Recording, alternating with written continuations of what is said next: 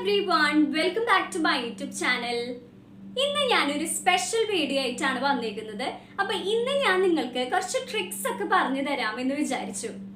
അപ്പോൾ എന്തിനെക്കുറിച്ചാണ് ഞാൻ പറയാമെന്ന് ആലോചിച്ചപ്പോൾ എനിക്ക് തോന്നി നമ്മളൊരു മലയാളം സെന്റൻസ് കാണുമ്പോൾ നമുക്കത് എങ്ങനെ വളരെ എളുപ്പത്തിൽ ഇംഗ്ലീഷിലേക്ക് ട്രാൻസ്ലേറ്റ് ചെയ്യാം എന്നുള്ളത് നിങ്ങൾക്ക് പറഞ്ഞു തരാമെന്ന് തോന്നി. അപ്പോൾ ഞാൻ നിങ്ങൾക്ക് ഒരു ഉറപ്പ് തരാം, നിങ്ങളൊരു ബിഗിനർ ആണെങ്കിൽ കൂടി നിങ്ങൾക്ക് വളരെ ഈസി ആയിട്ട് ഒരു മലയാളം സെന്റൻസ് കാണുമ്പോൾ നിങ്ങൾക്ക് വളരെ എളുപ്പത്തിൽ ഇംഗ്ലീഷിലേക്ക് ട്രാൻസ്ലേറ്റ് ചെയ്യാൻ പറ്റും എന്നുള്ളത് ഞാൻ ഉറപ്പ് തരാം.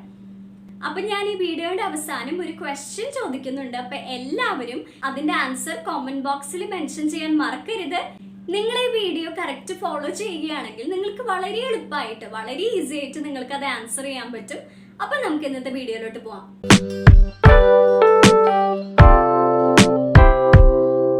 അപ്പോൾ മലയാളം സെന്റൻസ് നമ്മൾ ഇംഗ്ലീഷിലേക്ക് ട്രാൻസ്ലേറ്റ് ചെയ്യാൻ നമ്മൾ ഫോളോ ചെയ്യേണ്ട 3 സ്റ്റെപ്സ് ഉണ്ട്. അതായത് നമ്മൾ ചെയ്യേണ്ട 3 കാര്യങ്ങളുണ്ട്. അപ്പൊ ഞാനൊരു എക്സാമ്പിളിലൂടെ പറയുമ്പോൾ നിങ്ങൾക്ക് ഒന്നും കൂടി മനസ്സിലാകും. ഓക്കെ, അപ്പോൾ ഒരു എക്സാമ്പിൾ പറഞ്ഞ മോഹൻ ദിവസേന മാമ്പഴം കഴിക്കും. ഇതെങ്ങനെ നമ്മൾ ഇംഗ്ലീഷിൽ എഴുതും? അപ്പൊ ആദ്യത്തെ സ്റ്റെപ്പ് എന്ന് പറയുന്നത് നമ്മൾ ഈ സെന്റൻസിലെ സബ്ജക്റ്റ് കണ്ടെത്തണം. സബ്ജക്റ്റ് എന്ന് പറഞ്ഞാൽ പ്രവൃത്തി ചെയ്യുന്നത് ആരാണോ അവരെയാണ് നമ്മൾ സബ്ജക്റ്റ് എന്ന് പറയാം. അപ്പൊ ആരാണ് ദിവസേന മാമ്പഴം കഴിക്കുന്നത്? മോഹനാണ്. അപ്പൊ ഇവിടുത്തെ സബ്ജക്റ്റ് മോഹനാണ്. അപ്പൊ നമ്മൾ ഫസ്റ്റ് സ്റ്റെപ്പ് കംപ്ലീറ്റ് ചെയ്തു. അപ്പോൾ നമ്മൾ കണ്ടുപിടിച്ച സബ്ജക്റ്റ് നമ്മൾ ആദ്യം എഴുതും വേണം. ഓക്കെ, അപ്പൊ നമ്മൾ ആദ്യം എന്താ എഴുതിയത്? മോഹൻ എന്ന് എഴുതി. ഓക്കെ, ഇനി സെക്കൻഡ് നമ്മൾ ചെയ്യേണ്ടത് ഈ ഒരു സെന്റൻസിലെ വേർബ് കണ്ടുപിടിക്കണം. അതായത് പ്രവൃത്തി, ആ ക്രിയ എന്താണ് എന്ന് കണ്ടുപിടിക്കണം. ആ സബ്ജക്റ്റ് ചെയ്ത പ്രവൃത്തി എന്താണ് എന്ന് നമ്മൾ കണ്ടുപിടിക്കണം. അപ്പൊ ഇവിടെ എന്താണ്? കഴിക്കും എന്നുള്ളതാണ് ഇവിടുത്തെ പ്രവൃത്തി. അപ്പൊ കഴിക്കുക എന്നുള്ളതിന്റെ ഇംഗ്ലീഷ് എന്താണ്? ഈറ്റ് ആണ്. ഇവിടെ നമ്മൾ പക്ഷെ എഴുതേണ്ടത് ഈറ്റ്സ് എന്നാണ്.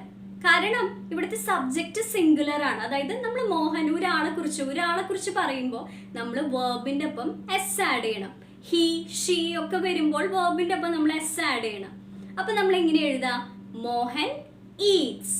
ഓക്കെ, അപ്പൊ നമ്മൾ സെക്കൻഡ് സ്റ്റെപ്പും കംപ്ലീറ്റ് ചെയ്തു. ഇനി ഒരെണ്ണം കൂടിയേ ഉള്ളൂ.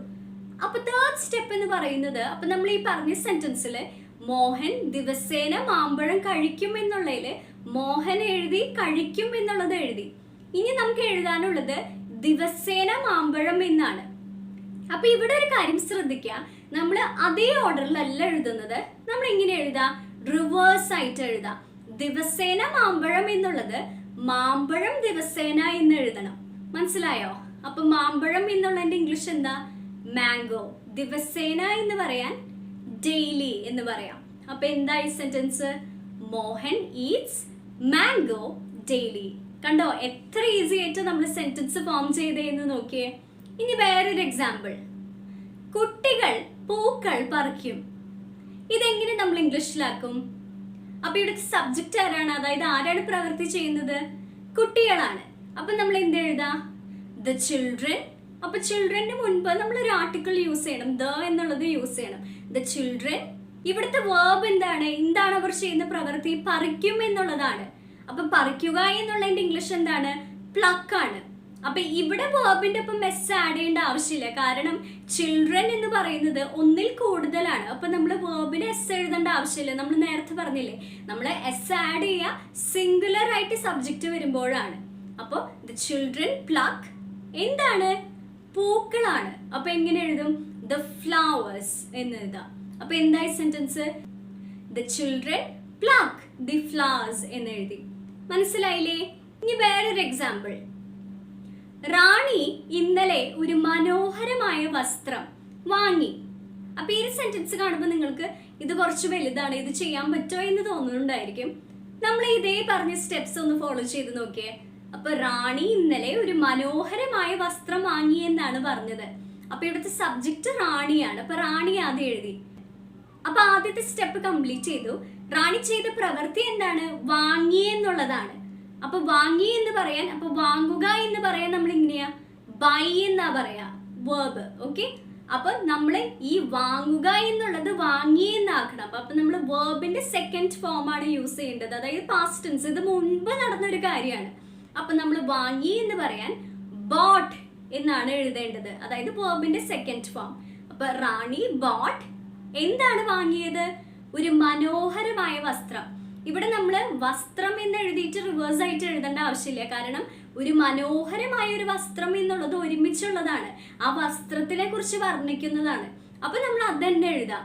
ഒരു മനോഹരമായ വസ്ത്രം എന്ന് എഴുതാം. ഇപ്പൊ റാണി ബോട്ട് ഒരു മനോഹരമായ വസ്ത്രം എങ്ങനെ നമ്മൾ ഇംഗ്ലീഷിൽ പറയും? എ ബ്യൂട്ടിഫുൾ ഡ്രസ് എന്ന് പറയും. അപ്പോ Rani bought a beautiful dress. അപ്പൊ അതൊരു വേർഡ്. ഇനി അതിന് തൊട്ട് മുൻപുള്ളത് എപ്പോഴാണ്? ഇന്നലെ. Rani bought a beautiful dress yesterday എന്നായി. കണ്ടോ എത്ര ഈസി ആയിട്ട് സെന്റൻസ് ഫോം ചെയ്തേന്ന് നോക്കിയേ. ഇനി നമുക്ക് വേറൊരു എക്സാമ്പിൾ നോക്കാം. എന്റെ അച്ഛൻ ദിവസവും ജിമ്മിലേക്ക് പോകും. അപ്പൊ ഇവിടുത്തെ സബ്ജക്റ്റ് ഏതാണ്? എന്റെ അച്ഛൻ എന്നാണ് പറഞ്ഞത്. അപ്പൊ നമ്മൾ അതാണ് സബ്ജക്റ്റ്. അപ്പൊ അതാണ് ആദ്യം എഴുതേണ്ടത്. മൈ ഫാദർ, ഇവിടുത്തെ പ്രവൃത്തി എന്താണ്? പോകും എന്നുള്ളതാണ്. അപ്പൊ ഇവിടുത്തെ സബ്ജക്റ്റ് സിംഗുലർ ആണ്. അപ്പൊ മൈ ഫാദർ ഗോസ് എഴുതി. ഇനി നമ്മൾ എന്താ എഴുതേണ്ടത്? എന്റെ അച്ഛൻ ദിവസവും ജിമ്മിലേക്ക് പോകുമെന്ന് പറയുമ്പോൾ ജിമ്മിലേക്ക് ദിവസം എന്നാണ് നമ്മൾ ഇനി എഴുതേണ്ടത്. അപ്പൊ നമ്മൾ ഇങ്ങനെ പറയേണ്ടത് മൈ ഫാദർ ഗോസ് ജിമ്മിലേക്ക് എന്ന് പറയാൻ നമുക്ക് അവിടെ ഒരു കണക്ടറിന്റെ ആവശ്യമുണ്ട്. അതായത് ഒരു പ്രിപ്പോസിഷൻ നമ്മൾ ആഡ് ചെയ്യണം. അപ്പൊ നമ്മൾ അവിടെ കണക്ട് ചെയ്യുന്നത് എങ്ങനെയാണ്? ടു വെച്ചിട്ടാണ്. ടു ജിം എപ്പോഴാണ്? ദിവസവും. എവ്രി ഡേ എന്ന് പറയാം. My father goes to gym every day. കണ്ടോ സെന്റൻസ് ഫോം ചെയ്തത് കണ്ടോ? ഇനി വേറൊരു എക്സാമ്പിൾ. അവൾ അധ്യാപകരോട് ക്ഷമാപണം നടത്തി. ഇതെങ്ങനെ നമ്മൾ ഇംഗ്ലീഷിലാക്കും? അപ്പൊ ആരാണ് ക്ഷമാപണം നടത്തിയത്? ഷീ. അത് നമുക്കറിയാം, ഷീ. ക്ഷമാപണം നടത്തി എന്നുള്ളതാണ് ഇവിടുത്തെ വേർബ് വരുന്നത്. അപ്പൊ നമ്മൾ എന്ത് എഴുതാ? അപ്പോളജൈസ്ഡ്. അതായത് ഇത് മുൻപ് നടന്ന കാര്യമാണ്, അതുകൊണ്ടാണ് നമ്മൾ പാസ്റ്റ് ടെൻസ് യൂസ് ചെയ്തത്. She apologise. അപ്പോളജൈസ് ചെയ്യുക എന്നുള്ളതിന്റെ പാസ്റ്റ് ടെൻസ് ആണ് അപ്പോളജൈസ്ഡ് എന്നുള്ളത്. She apologised. ആരോടാണ്?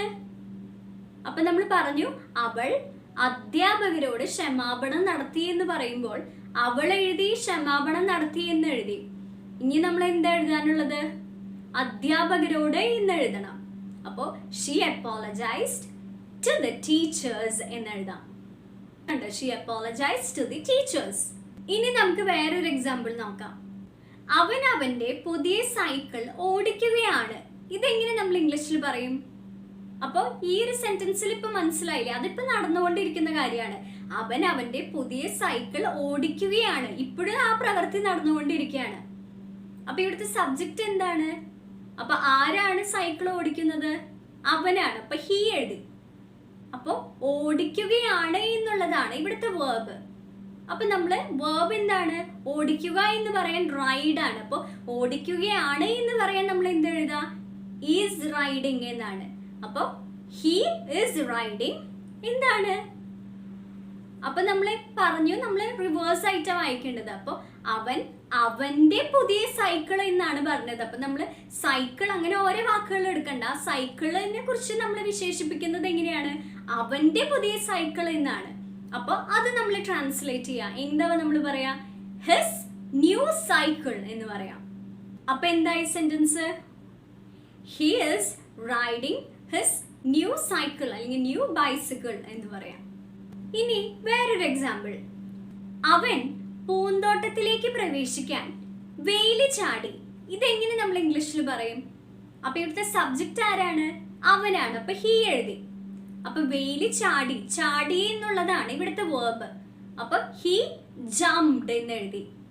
അപ്പൊ ഇത് മുൻപ് നടന്ന കാര്യമാണ്, അതുകൊണ്ടാണ് നമ്മൾ ജംപിന്റെ പാസ്റ്റ് ടെൻസ് യൂസ് ചെയ്തത്. ജംപ്ഡ്. He jumped. ഇനി നമ്മൾ എന്താ എഴുതേണ്ടത്? നമ്മൾ റിവേഴ്സ് ആയിട്ട് എഴുതാ എന്ന് നമ്മൾ പറഞ്ഞു. അപ്പൊ നമ്മൾ എഴുതി അവൻ പൂന്തോട്ടത്തിലേക്ക് പ്രവേശിക്കാൻ വെയില് ചാടി എന്ന് പറയണേല് നമ്മൾ അവൻ എഴുതി, ചാടി എഴുതി. അപ്പൊ ഇനി എഴുതേണ്ടത് എന്താണ്? വേലിയാണ്. അപ്പൊ ഹി ജംപ്ഡ് ദ ഫെൻസ്.